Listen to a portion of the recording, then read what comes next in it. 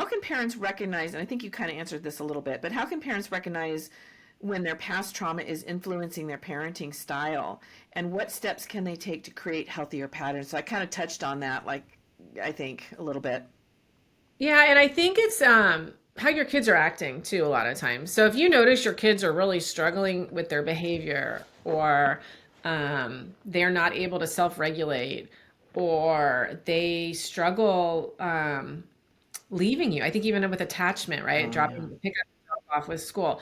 Those things are all things that they should just be doing naturally, right? They should be going to school on their own without crying. They should be going to bed in their bed. And there are times when kids will developmentally not do that. But for the most part, kids should be wanting to be independent and doing things on their own and not having temper tantrums.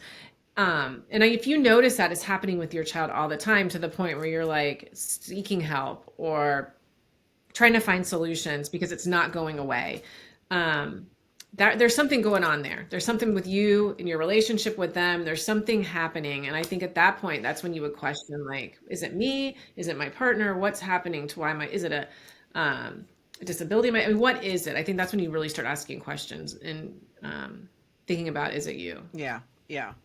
Yeah, because again, kids act up for a reason, and so it could be something at Mhm. school, it could be something at, it could be a lot of things, but it's always good to inquire and find out and help them.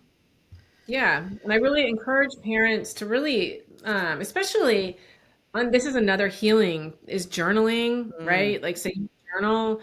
If there's something going on in your home, just journal every day about like what is there a pattern happening? Is it a pattern with you specifically?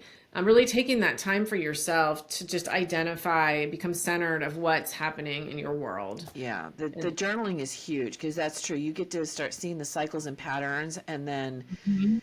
I know that I noticed mine in journaling, and then it made me aware of every day looking for that pattern in my life, and Mhm. I'm like, oh, there it is. Oh, there's the cycle. Okay, here we go. I can predict exactly what's going to happen. I don't know how to stop it right now, but I see the pattern. And that's the first step is seeing it, right? You Yeah, have to be aware of it. yeah, And then from there, you can start to make changes. exactly, exactly.